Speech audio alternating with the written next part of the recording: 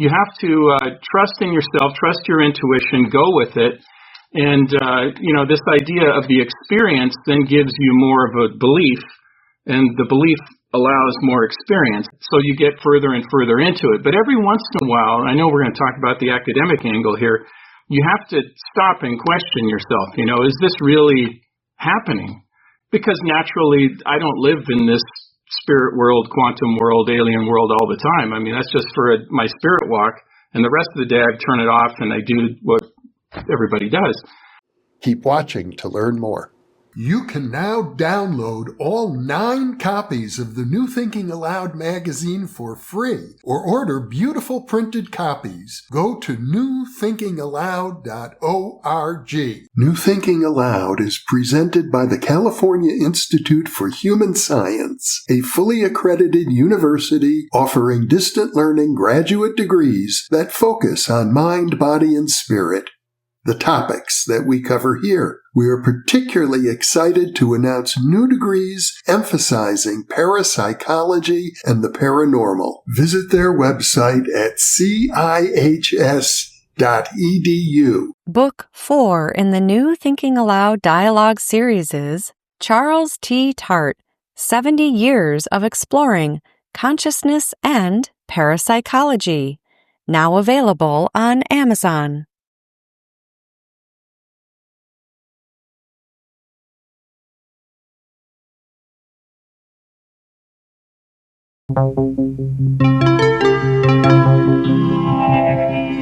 Thinking Aloud. Conversations on the leading edge of knowledge and discovery with psychologist Jeffrey Mishlove.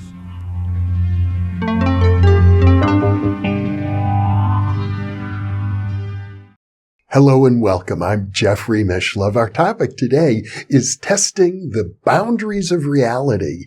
My guest, Professor Bruce Olav Solheim, is a professor of history at Citrus College in Southern California, a specialist on the Vietnam War and America's other wars. He is also the teacher of a course on paranormal personal history and the author of 3 books about his own paranormal personal history, Timeless Deja Vu, and Timeless Trinity. He has also authored a new comic book series called Snark about an alien visitor to Earth. And our topic today will deal with ostensible alien abductions and even human-alien hybrids. Once again, this is an internet video, and so now I'll switch over to the internet channel. Welcome, Bruce. It's a pleasure once again to be with you. Well, thank you, Jeff. It's great to be back on the airwaves here. Yeah. We had a very interesting conversation last time we spoke about your contact with Anzar and your experiences with Yvonne getting involved in hypnotic regression. But I had the feeling after our last conversation that we were just scratching the surface, that there's a lot more to the story. So I thought it'd be a nice idea to come back and revisit it once again. And I'm also interested in exploring with you as an academic professor of history, how you view these stories when you put on your academic lens. Right. Yeah, interesting. Yeah, I think that's a good tack to take. Maybe I'll just jump right into it by bringing up the fact that during one of your, I believe it was one of your spirit walks when you're conversing with your guides, the notion came up that you yourself were a hybrid. Right. Yeah, that's an interesting one, which still kind of perplexes me.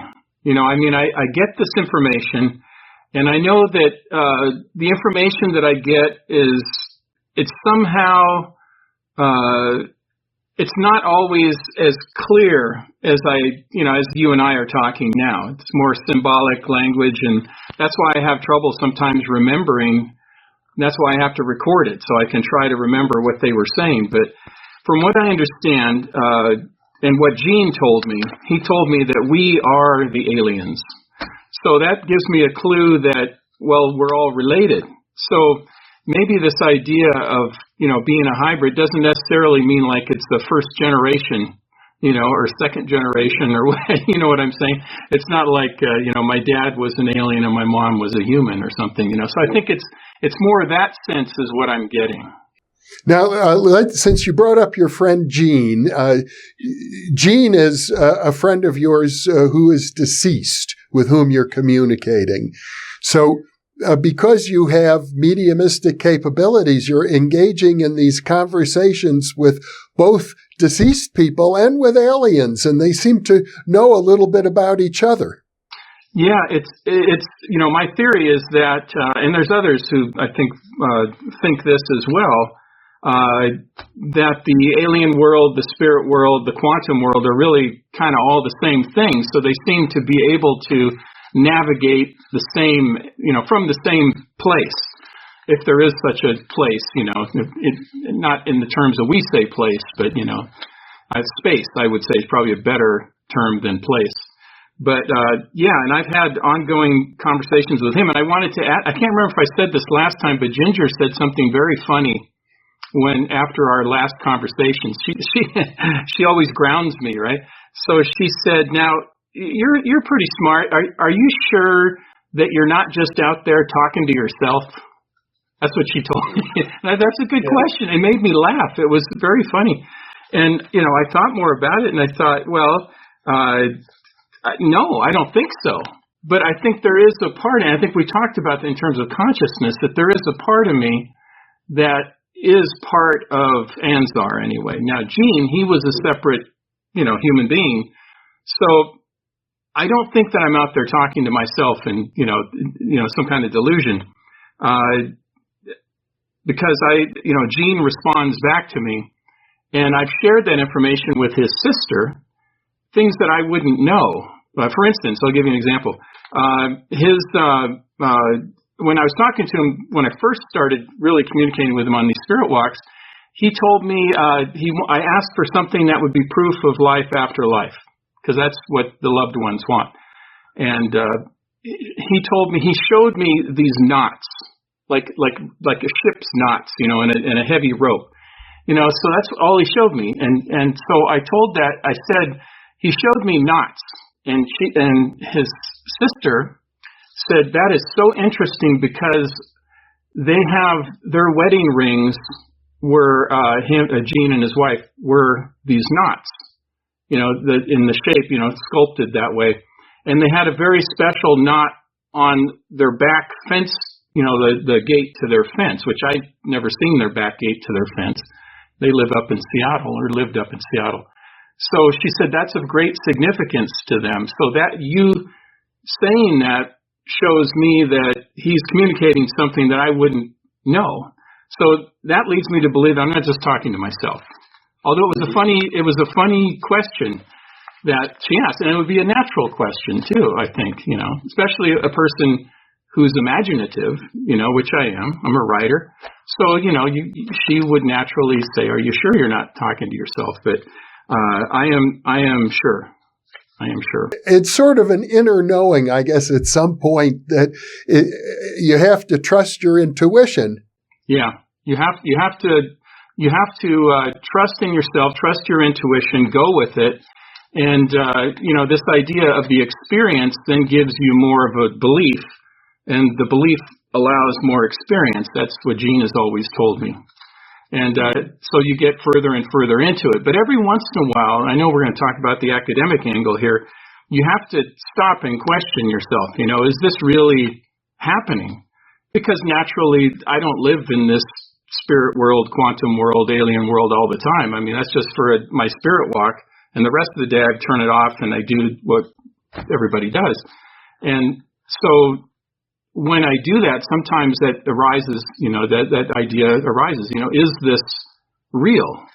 I mean, that's a natural thing. The question that she asked, that's why she made me laugh when she said it, is because I want to make sure it's real.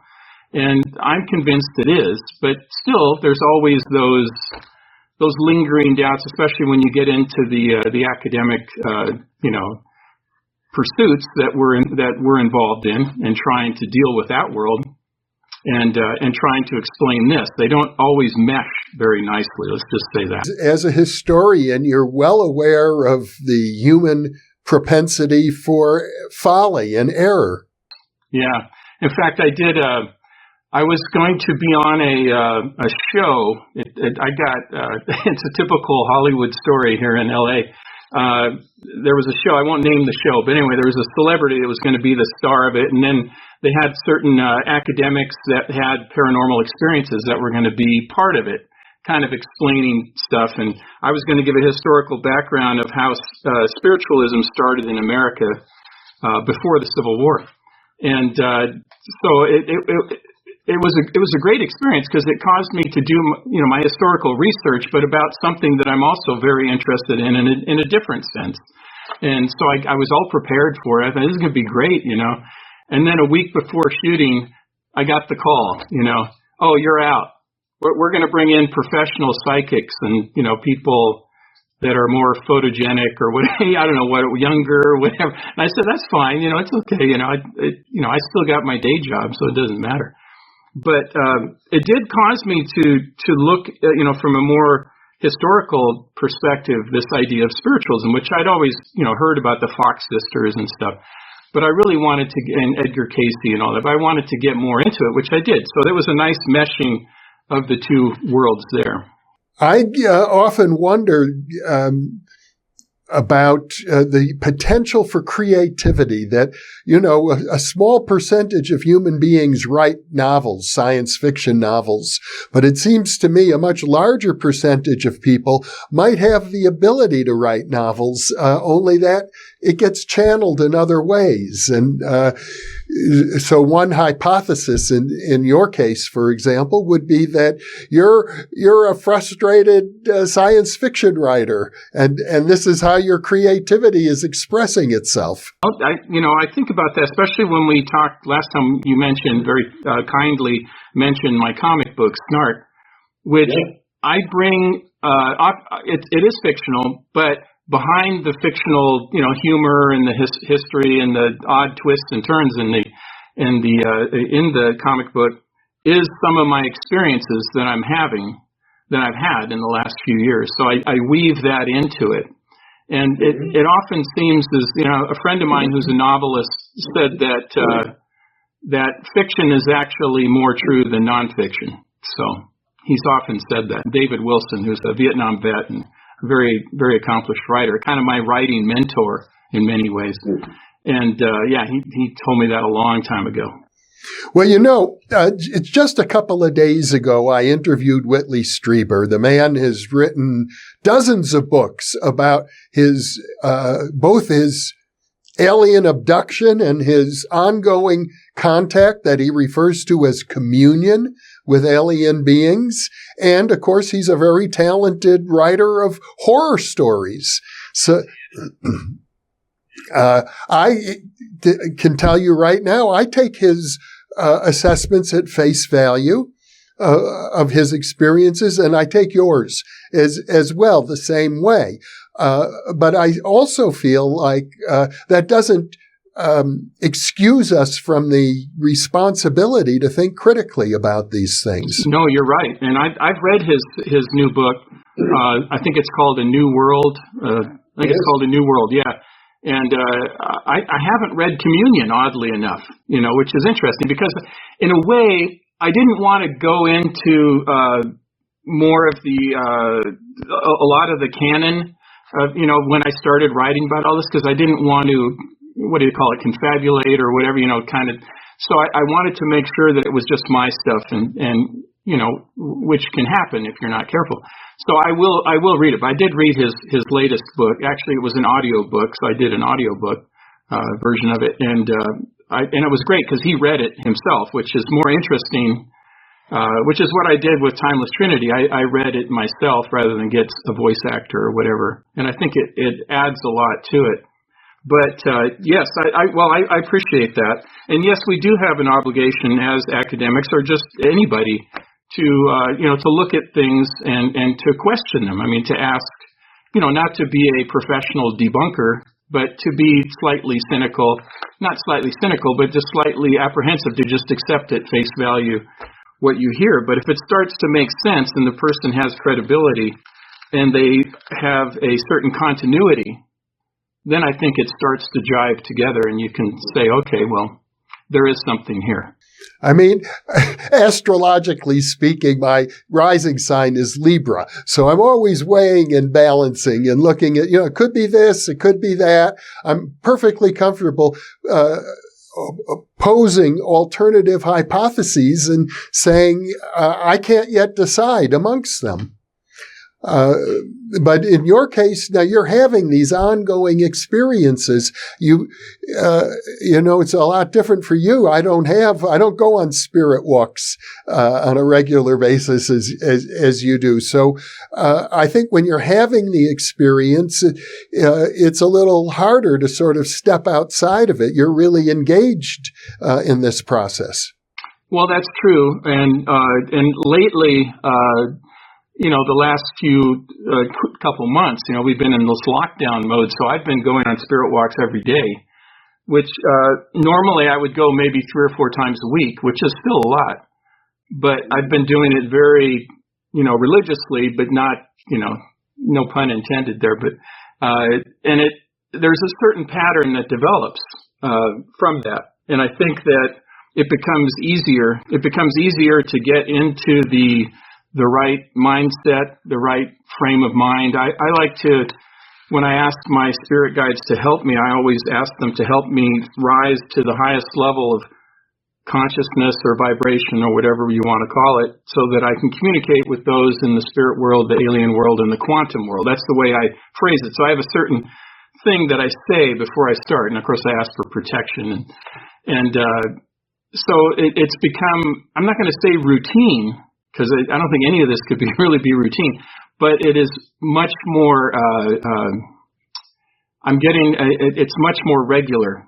And it's maybe not as sensational as it was when it first started for me. It's like, okay, I talked to Anzar today, and, if somebody was to hear me say it, well, who the heck is that? So it becomes, I don't know if it's the new normal, but it becomes more acceptable in daily life. But it is important to step away from it, which is nice when I have somebody like Ginger who is not into that world herself. So not that she discounts my experiences, but she doesn't like double down on it and reinforce it. Although she did have an interesting paranormal event happen a couple days ago, which kind of challenged her a little bit. I know in your book you describe hoping that Ginger will get to see a UFO. Yeah, I thought that would be very helpful, and I've asked Anzar if that would be possible, and he's always very coy about it. If it's going to happen, it'll happen, or it might happen soon, or we'll see. That type of a thing, kind of that Zen answer. We shall see. But she did see an anomaly. It was a light anomaly in our bedroom. And I was asleep, and it was in a butterfly shape. And I asked her, I said, was it shadow or was it light? And she said, no, it was light, and it was moving. And it said it reminded her of a butterfly. And I said, well, how big was it? And she said, well, it was 6 to 8 inches across. So obviously it wasn't a butterfly, unless it was the biggest butterfly ever. And it was light, and it was dancing around in the corner of our bedroom, and then it settled back down and was gone. And I asked her why she didn't wake me up, and she said, because it was over so quickly. And she said, I had to process it. What, am I awake? Am I asleep? But she was awake. So I think that was very helpful for her. She got a little glimpse of something. Now, I don't know what it was. I don't know what it represents. It could represent one of my, my guardian angel, or it could be some other anomaly. I'm not sure, but she did experience it, which I think is helpful for her. And for me, because I think it connects us a little bit more. So she can see a little bit of what I'm experiencing. And I think that's good. And maybe it should just come a little bit at a time. Maybe you don't want the full thing right away. That would be too much. Well, in your book, you describe your contact with your deceased friend, Jean, your contact with Anzar, who you describe as an alien, and then there are two spirit guides, as I recall, Ozzy and forget the other name. Theodora, yeah, male and female. Yeah, Theodora is more like an angel-like character, and Ozzy is more. If I could describe him, he looks like an elder, like a Native American elder in profile, very strong profile, and he doesn't talk. He's kind of I call him the bouncer, because he kind of keeps. When I'm in these spirit walks, he keeps those entities away that are more of the energy draining type or maybe even malevolent types, which when I first started doing these spirit walks, I wasn't careful enough.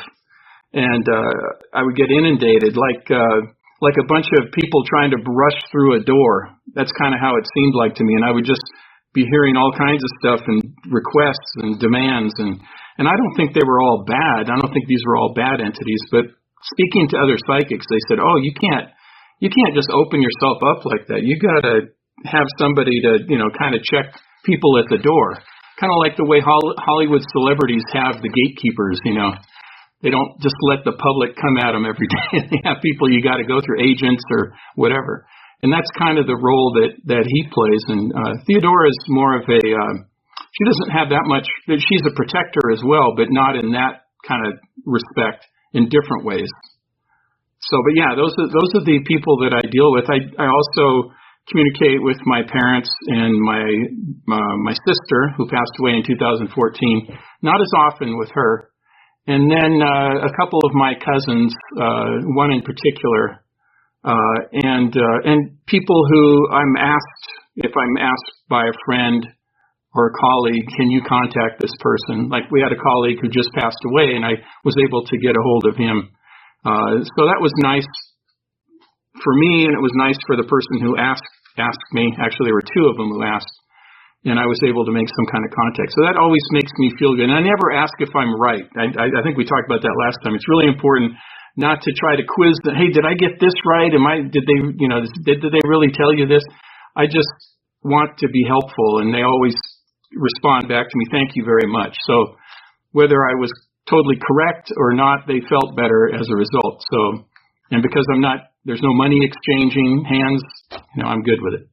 Now, I thought one of the most interesting conversations you had to do with your friend Terry, the one who actually got you started thinking about UFOs and aliens and the possibility of abduction. Yeah, we've had a lot of very interesting conversations, and he, like I said, when I first met him, I was on a radio show, and so I didn't meet him in person, just on the radio, and we kind of struck up a friendship, and he's spoken to my class a few times as a guest speaker, but our friendship developed at a distance, and his story was very hard at first to accept that. I mean, not that it wasn't hard to accept. It was just the boggle factor was high. So I had to really get into it, read his book, talk to him more. It's not that I ever doubted him. It's just I needed some reinforcement. And then as I started a conversation with Anzar about Terry, it became clear that part of my mission, and I call it a mission, like I had in the military, is one of the things I'm supposed to be doing is helping him. Because he elevated very quickly in the UFO world. His book was a bestseller and so forth. And he had a lot of demands put on him. And I don't want to speak out of turn. I guess he should speak. But, a lot of people contacted him, not just fans, or UFO people, but also other people that are interested in his experience, because his was in the military, and there was a military component to it, where the military intelligence and the Air Force debriefed him. And so it caught the interest of a number of people. Let's just put it that way. I don't want to spill the beans for him or whatever, but that led to some very interesting conversations between me and him, and just reinforced this idea that, that the UFO community is not just the lunatic fringe. There might be some people that are out there for whatever reason, and I'm sure they're not, doing any harm. But then there's people who I think have had very real experiences, and they need to be taken seriously and not just shuffled away as part of a crowd of loonies or something. Which I don't think I wouldn't want to say that. But there are people who kind of are on the edge too of that. And our conversations have been. He accepted Anzar right away, and he asked me to ask certain things. Like one of the things was he had in his mind this idea of something happening in February of this year, and it had been planted in his mind. And last year, almost a year ago, Anzar had told me, he didn't tell me there was going to be a virus or whatever, he didn't tell me that. But he told me that there was going to be a series of calamities, and they would be, pretty big. But he didn't give me any dates because Anzar always said there's too many variables, and part of it I think is because maybe I can't handle it. I don't know. But what he always says is there's too many variables involved. And he said predictions are often wrong, but preparations are never wrong. So I took that to heart. So I gave that advice to Terry, and he very much appreciated that. And so I made preparations, and actually Ginger almost instinctively made preparations too. So in the past 6 months or so, which is kind of interesting. So I'm not saying I'm I can predict the future, and far from it. I just think there is some kind of signal line that was coming through, not just with me, but with Terry and a number of other people, that indicated that preparations are in order. And so I don't think that's ever a bad idea. But, if you say the world is going to end tomorrow, that kind of stuff's been going on for a long time. I think it's been made fun of, and, people have been, the people with the signs, or whatever, classic that, you see. But I just think that I really appreciate the friendship I have with him, and it was a very deep friendship that happened right away. We had a shared experience in 1977. That's one of the experiences we talked about the last time we spoke. We both had that experience in 1977, which is kind of interesting. I don't think coincidental. In your book, you talk about Terry, where he lives. There are lots of helicopters overhead above his house, and you question your guides about what's going on there. Yeah, I did. And then Terry asked me to identify some of them because I was a helicopter pilot in the Army. And of course, Ginger she doesn't fly right now, but she's a professional helicopter pilot, non-military. So we identified a number of the helicopters so he knew what model and type they were, so he could check more into it, where they were coming from. But I did ask about it, and I think there was an element. I think some of them might have just been, coincidentally helicopters flying overhead.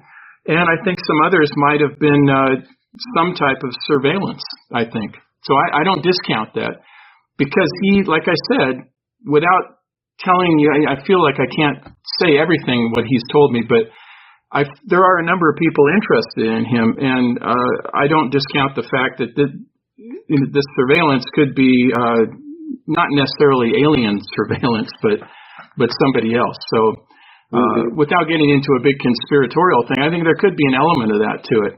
So that's what I asked about, and that's kind of the answers I was getting, is that people are very interested in him. And I said, well, my question for Anzar was, why are they, if it's surveillance, if they just want to know what he's doing or whatever, they obviously have the ability to hide their actions. Why be so, kind of non-transparent about it? And they said, well, it's also intimidation. It's not just surveillance; it's intimidation too. So there's both from various groups. So that's kind of the answer I got, and Terry appreciated that, because that's kind of what he was suspecting.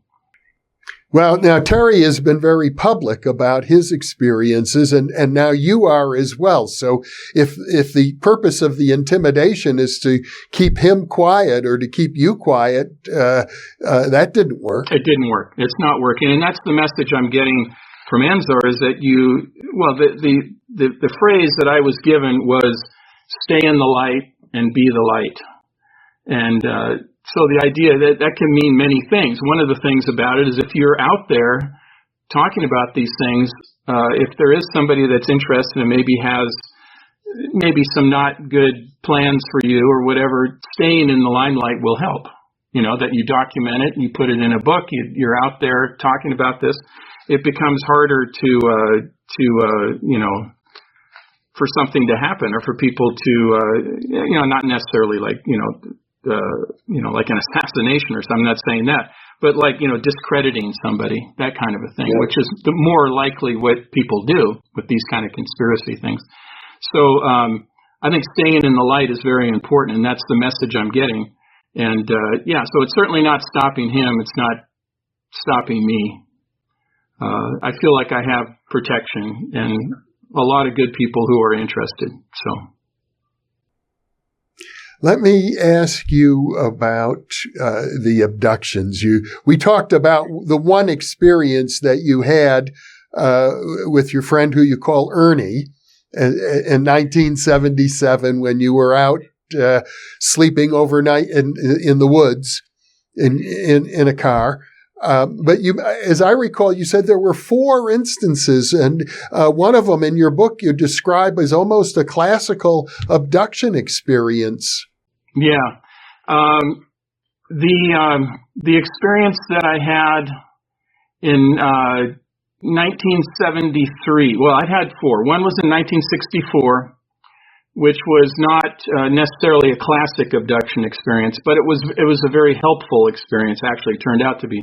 1973 would be more of a classic abduction experience, and that was put together with the help of Yvonne, and also a combination of my own memories, conscious memories, and the hypnosis with Yvonne. And then 1978 was a very interesting one because it was I call it a rescue operation.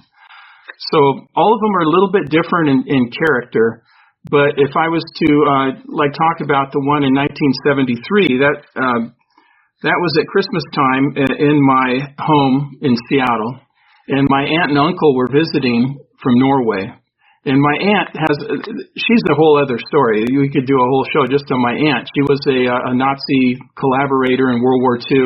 She was actually a member of the Gestapo, and she was responsible for the death of 9 members of the Norwegian underground. Her job was kind of to lure them in. She was a very attractive young lady, and she would lure these members of the resistance in, and then the Gestapo would come in and capture them and, of course, torture them and kill them. So she did that and was living pretty high on the hog there in Oslo, in the capital city. And after the war, she was prosecuted as a war criminal and sentenced to death. Well, I don't want to go into the whole story, but anyway, a very interesting story. She didn't get put to death. She actually got out after 9 years. So we had kind of this skeleton in our closet. I was never supposed to talk about my Nazi aunt. That's what my parents said, to keep it in the family, right? So, but they came to visit, her and her husband, and my conscious memory is that she came to my room in the middle of the night after the whole Christmas celebration was over, and I remember waking up and she was in the doorway, and I thought, what is my aunt doing in the doorway? She shouldn't be here, I'm a 15-year-old boy, why is she in my room? She's supposed to be staying upstairs. So in my mind, I was thinking, my conscious memory was, well, she must have, been, thinking of, maybe molesting me or something nefarious was going on. But I do have recollections of their kind of faint recollections that there were these things around her, these entities around her, but I wasn't quite sure. It was very fuzzy. I did know that my cat freaked out. I do remember that. My cat freaked out and jumped off the bed. So I approached Yvonne with those memories, both fuzzy and actually clear memories. And she said, I think there's something there. So in the hypnotic regression, I got a lot more information, and I was able to find out that those entities around her were some kind of alien entities. And it might not have even been my aunt to begin with. Because the first question that Yvonne asked, you've had a lot of contact with your aunt over the years in Norway and in Seattle. Yeah, I said, I've seen her a lot. Have you ever known her to do this before? Has she shown up in your room? And I said, no. Well, that seems kind of odd, you know. And she kind of started with that premise. And then we went into the regression, and I said, well, yeah, these entities, they don't seem human. And then even my aunt didn't seem human. There's kind of this, as I was remembering, her face was kind of morphing into like this alien face, kind of a reptilian kind of look, a very scary look. And the next thing I know, I'm stood up, kind of levitated up in bed. My cat's already jumped off the bed and freaked out, and I'm taken up through the ceiling, through the house, as if it didn't even exist, like I was just particles. This is your hypnotic memory. Yes, the hypnotic regression. The next thing I know, I'm in on the classic setting, you know, on a table, and there are the little entities around me, and then there's not a reptilian, but an insectoid type alien, and he's the doctor. I called him Dr. Bug, which is interesting because Terry and I have a lot of interesting experiences with Dr. Bug. I don't know if it's the same guy, but it sounds very much like the same kind of thing. And he wasn't torturing me. He actually called it special processing. That's what he said. It was special processing. And he actually got mad at the little alien entities because they had some kind of clamp on my head, and it was hurting me. And he told them they're clumsy, you know, take it off. You know, he doesn't need that. And there was some kind of an instrument that was levitating. They weren't holding the instrument. It was kind of being manipulated with their minds, you know, and moved. And it looked like one of those lawn darts that are illegal now, but in the 70s, that, you know, they're very dangerous lawn darts. It kind of looked like that. I actually drew a picture of it later, and of the insectoid Dr. Bug. But he told me that, you know, it was special processing, and I kept asking questions, and it was all telepathic. And he said, well, you don't need to know any more than that. You know, that's pretty much it. And at a certain point, I just kind of lost consciousness. And then the next thing I know, I'm back in my bed, kind of settled into the bed. And so it's a very classic kind of abduction story in that case. And interestingly enough, when I was telling this story after my regression with Yvonne, I was telling my cousin in San Diego, her name is Brita, and she told me that she's had a lot of experiences too, so she's a fellow experiencer, I guess is what you'd call it. And I was talking about this Dr. Bug, and as I was talking to her about Dr. Bug in this restaurant in San Diego, this conduit on this post behind her started to shake wildly back and forth. I mean, just unbelievable how it was moving. And I said, do you see that? Look at when I, turn around. She saw it, and it was moving, and then it stopped. So I said, I got to investigate. There's something strange here. So I went and checked it out, and I thought, well, maybe it was somebody had went by, but nobody came by. Maybe it's really loose or something, or maybe somebody in the top was messing with it. But no, it was not easy to move.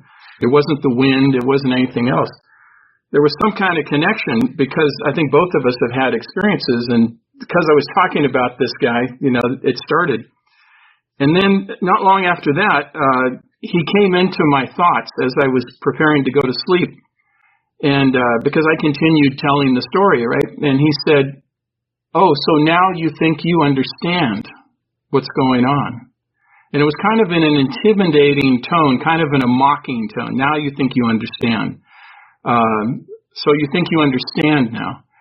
So I didn't get the sense that he was a bad entity, that he was doing a job, and he was just kind of annoyed with the people working with him, kind of like in a bad mood.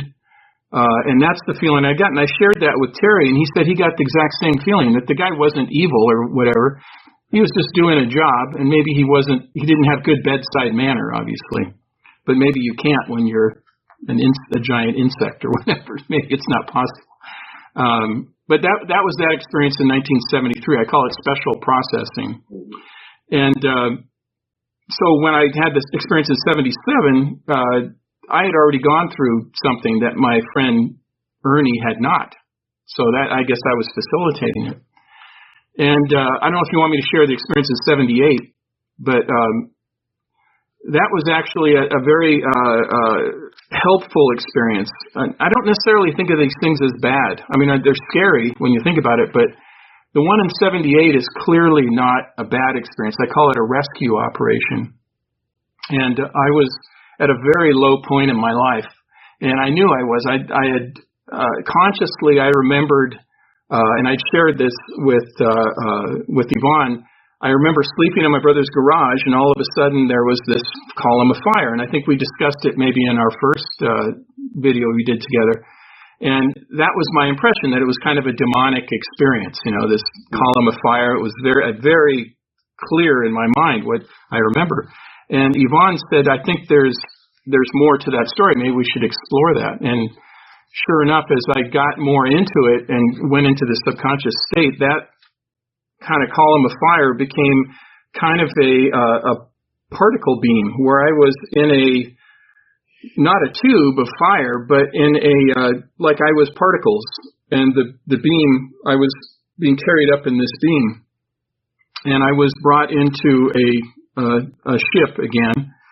And I don't have as clear memories of being on a table or anything. I just remember being taken out of that situation and then delivered back. And I remember I became the field of stars, and I was able to go through that and settle into it. I remember the smells, from the smell of the garage to this kind of antiseptic smell within this craft or whatever. And but what was really shocking is what came back to me at the end of this regression was what I was about to do before the column of fire appeared in my conscious memory. And that's that I was suicidal. And that was a tough thing to recall. It's a tough thing to talk about now. It's a tough thing, obviously, at the time, but I was at such a low point in my life. I had disappointed my father, my girlfriend, my brother. I didn't have a job. I just considered myself a complete loser, and I dropped out of college, and just all these terrible things. And I remember I had a knife in my hands, and I was preparing to do something with it. I was just trying to decide how I was going to do it. And it was at that point that the fire or the particle appeared. So that's why I call it a rescue operation. So I don't think necessarily these abductions are a bad thing. I think that it was actually an attempt to, or it was a rescue of somebody who has, I think I have a mission, and obviously I needed to continue, and they intervened. I think it was an intervention. But it's interesting that the screen memory of it was this kind of, actually Anzar doesn't call it a screen memory. He calls it, I can't remember what he calls it, but he has another name for it. I'll try to remember. But was this kind of demonic thing. And I guess that's the first thing a person who grew up in a very traditional home in the Lutheran Church would think of it, anything like that would be demonic. It wouldn't be, you wouldn't jump to alien, you'd jump to demonic, because that's what you're taught. Anything out, like that. So that was a very, very enlightening experience, and it was tough to write about. It's tough to talk about now to have said that, but then when I think about it, we had depression in our family. My mother's father had committed suicide in northern Norway and left 8 children behind. So, those are things that a tendency for people to be depressed and maybe have that those thoughts, But luckily, since then, I've been fine. I mean, I've had struggles, but not to that point. That was at a very low point. So, anyway, that's what happened in 1978. Now, the experience you had even earlier when you were a young child was also kind of a rescue operation, as I recall, where there were bad people in the neighborhood. Yes, the house above us, I always knew there was something strange about them. Man and a woman, they were also Norwegian. Or the sons and daughters of Norwegian immigrants. My parents were actually Norwegian immigrants. But anyway, they were younger than my parents, and they would babysit me occasionally. And I always thought there was something strange because when I was like, I guess 6 years old, and I remember going up there and the lady would leave. She was a business lady, and the man would stay there and kind of watch us. And it was his kids. I think they had 3 kids. I think 2 boys and a girl, or 2 girls and a boy. And then other neighborhood kids would come in, and he would act like a child. And he was a grown man. And I thought there's something weird about that, why he's acting like a child. And he would give us these little Dixie cups that he said was Kool-Aid, but it didn't smell like Kool-Aid. Now I know it was alcohol, but at the time I thought he said it was. I wouldn't drink it. And then he had this game where he would go hide in a dark closet, and we were supposed to go into the closet with him and close the door. I would never do it. Other kids did it, and I just wouldn't do it. And so I have these conscious memories of that, and that I didn't want to go there. And at a certain point, I just said, I'm not going to go there anymore. And my mom said, okay, you don't have to go to their house anymore. At the same time, while all this is going on, I had, and we've talked about it before, these 2 playmates that I had. People would call them invisible playmates. They were real to me, John and Johnny. Johnny was a little kid like me. And John was an adult, which is a weird thing that I would have an adult playmate and a child playmate together that would show up together, but we would play in the backyard. And I forgot the word you used. It wasn't imaginary, but imaginal, right? Imaginal yes. Playmate. Yes, that's a great word, imaginal.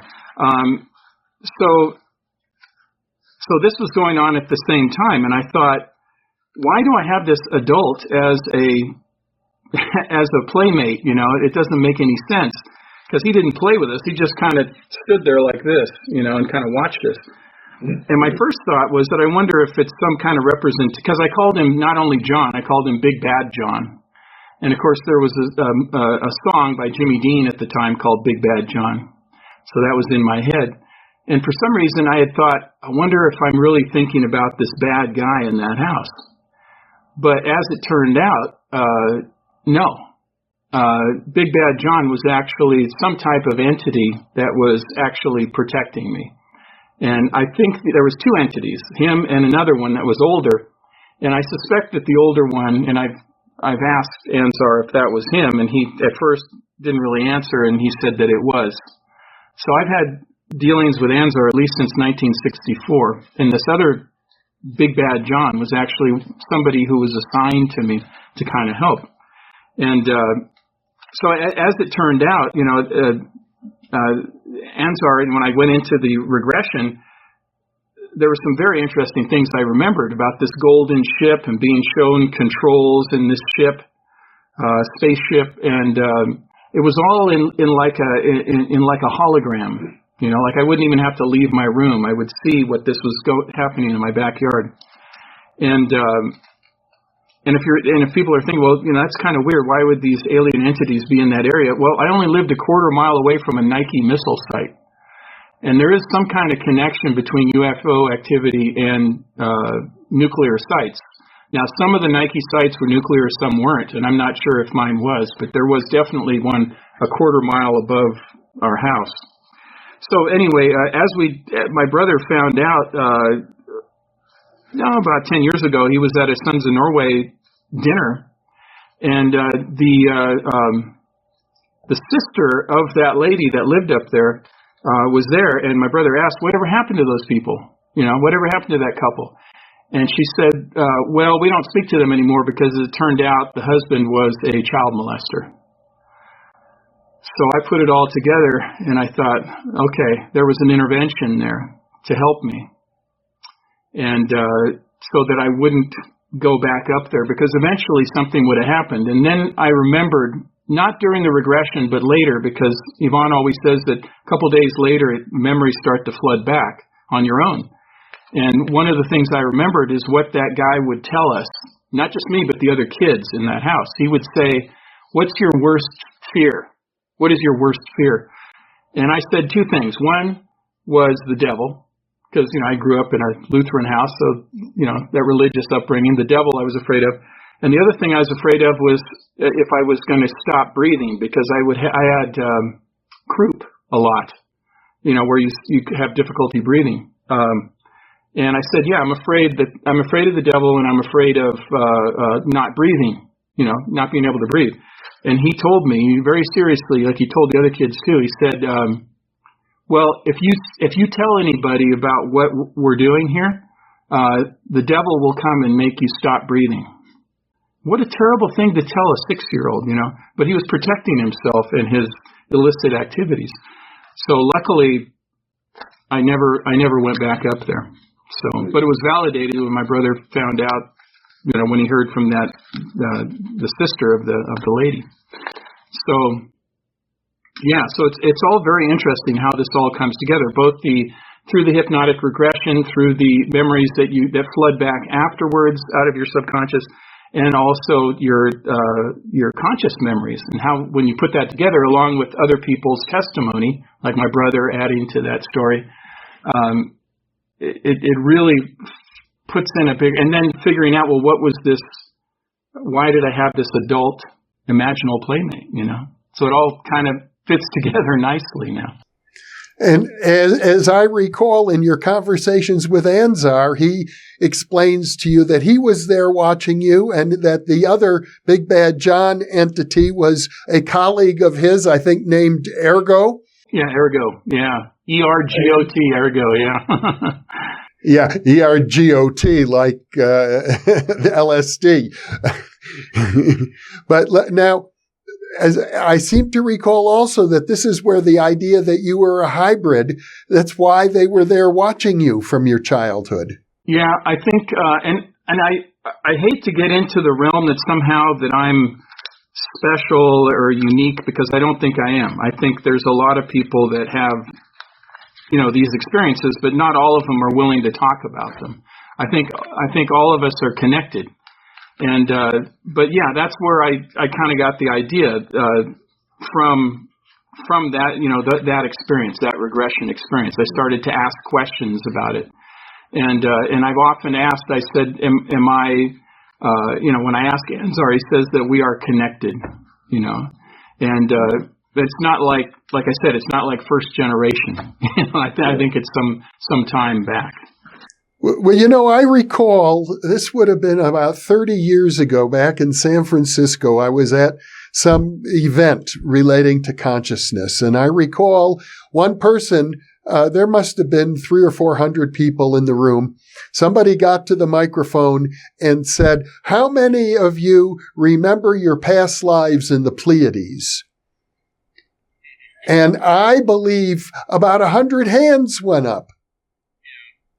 So I'm inclined to think that people, if we assume that reincarnation occurs and there's good evidence for it, does it have to be limited to only the Earth? Could it be that there are, other places or spaces where reincarnation occurs, and that humans migrate here across lifetimes from other locales? Now, I know that's a very far out hypothesis, but I can at least say sizable numbers of people accept that that's true. That's their inner reality. Yeah. No, I think that is really interesting. And I just go back to what Gene said in his very colloquial way when he said, "We are the aliens," which is just, it's fascinating to me because it's both so simple, but it's also complex as well. Because, well, what does that mean? Does it mean we're all the aliens, or there are no aliens, that we are, we're all one? This one consciousness, or what? It could mean so many different things. I asked him, I said, "Gene, well, do you mean you, like you and Anzar, you're the aliens, and, I'm not?" And he goes, "No, we, as in you too." And, oh, okay. So that's where I got that idea, is both reinforced by my friend Gene and also from Anzar. And, I don't think we talked about it, but I thought I should bring it up. I don't know if we have time, but. We'll make time. Okay. In my first book, and it relates in a different kind of way, because it comes back to the big question of consciousness, and this idea of teleportation, which is fascinating to me. And I don't know why I've never talked about it in any interview, in any of the interviews I've done, or coast to coast, or the times I've been with you. I never brought up this story, and I can't remember if I think I sent you the first book, but there's a story of in 1994 when my girlfriend at the time, I'll call her Charlotte. I don't want to use her real name. We were having a very tough time, and I was being a jerk. Frankly, I was. And she ended up in a mental hospital. She was suicidal and attempted suicide. She ended up in a mental hospital. Well, I was visiting her, and I remember it was the University of Washington Hospital there in Seattle, and it was on the 7th floor, which is the psych ward, and I went up to visit her. And I went to visit, and there was this strange character there. He was a very slight, slender man, kind of short, and he was kind of nondescript, other than he had these kind of wire horn rimmed glasses that were kind of, or not wire frame glasses that were kind of off kilter or bent, and he had kind of hair going off the sides but not on top, and he was probably in his late 40s or so, and his name was George. Well, everybody else was pretty calm in that psych ward, but he was completely hyperactive. He was everywhere, and he was wearing his hospital gown and slippers, and he was going around this, and he was singing, and he was coming up to me and introducing himself, and then my girlfriend Charlotte told him, we're just trying to talk things through, and he said, oh yeah, see what good that does you. He had comments about everything. At one point he was playing a keyboard and singing, and he was just, I'll just say that he seemed very crazy. The others didn't seem like that. So to get off that psych ward, you have to go through this guard. And, well, you have to go to the nurse's station, get a pass. Then you have to go to the guard, and he has a key that lets you into the elevator to go down to the main floor. So as George was going around, he'd go from room to room, doing this to people. He was still doing that as we got permission and got into the elevator. The guard let us in. That's the only way off the floor, right, is through this guard with permission. And then she got a pass, a badge that she'd have to wear. Well, we went down to the bottom floor, and mind you, George was still on the floor when we left, right? So we went down to the bottom floor, got out of the elevator, and turned to where, because she was allowed to go outside in the garden. It was a very nice garden outside. So we were heading towards the garden. Well, lo and behold, coming from the outside towards us was George, in his hospital gown, in his slippers, and a woman on either side of it, nice, attractive-looking ladies on either side. And we looked at each other. How did he get down here? For one thing, they're never going to let that guy off of there. And so my girlfriend Charlotte, she asked him, George, how'd you get permission? And he said, I didn't get permission. She said, where's your badge? I don't have a badge. And he said, yeah, he won't give me one. And she said, and I said, how'd you get down here? And he said, I flew. And then he laughed hysterically, and these women were giggling beside him. And this is so surreal. I mean, am I imagining this, or is this really happening? So I was talking to my girlfriend, and so then he proceeded to go, towards the other end of the floor, or of the ground floor. And we went outside, and I asked her. I said, "There's no way he can get off of there." And she said, "No, you have to go through that guard." And she said, "How do you think he did?" And she said, "Well, maybe he has a twin." And I said, "Oh, come on now. This is not television, I mean, he's got a hospital room. It's the guy we just were talking to." And I said, "And who are those women?" He said, "Well, maybe they're nurses." And I said, "They don't look like nurses. They look like exotic dancers. They don't look like nurses that I've ever seen." And she said, "Well, you could go and report it."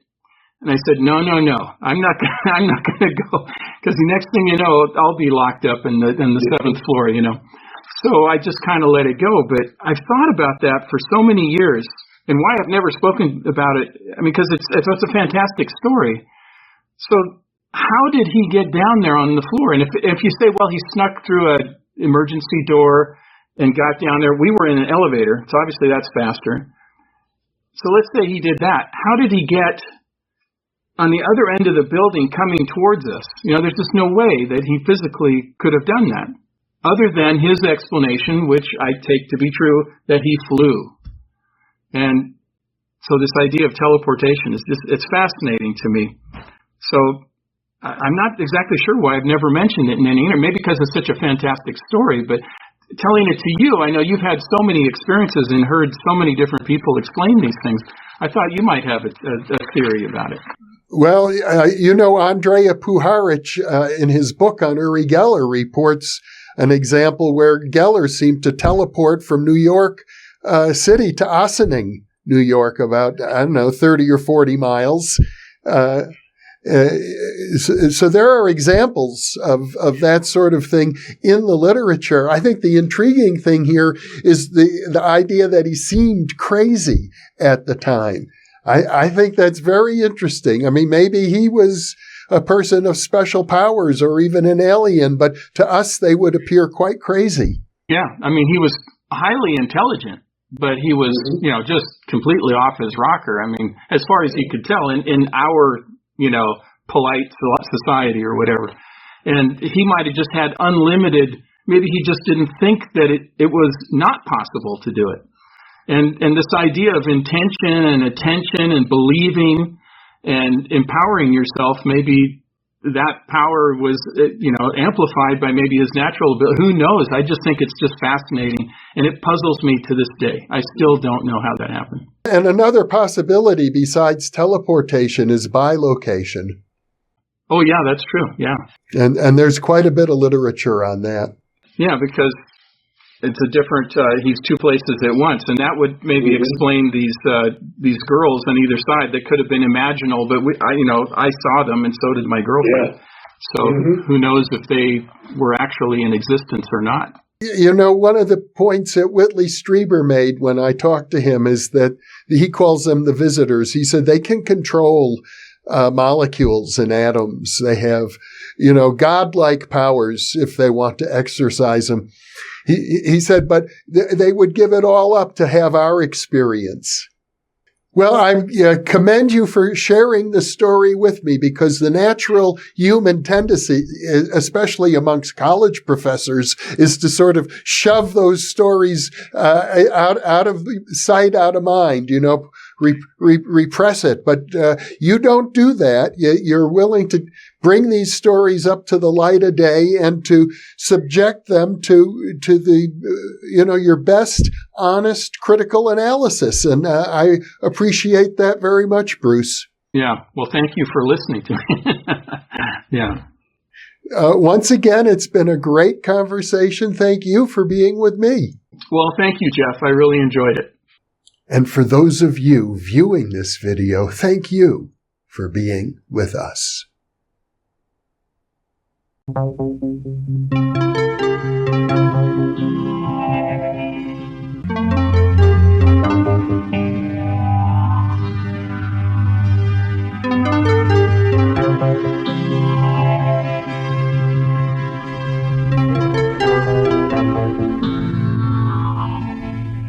New Thinking Aloud is presented by the California Institute for Human Science, a fully accredited university offering distant learning graduate degrees that focus on mind, body, and spirit. The topics that we cover here. We are particularly excited to announce new degrees emphasizing parapsychology and the paranormal. Visit their website at CIHS.edu. You can now download all 9 copies of the New Thinking Aloud magazine for free, or order beautiful printed copies. Go to newthinkingaloud.org. Book 4 in the New Thinking Aloud dialogue series is Charles T. Tart, 70 Years of Exploring Consciousness and Parapsychology, now available on Amazon. For early access to our videos and live stream events, sign up for our free weekly newsletter at newthinkingaloud.org.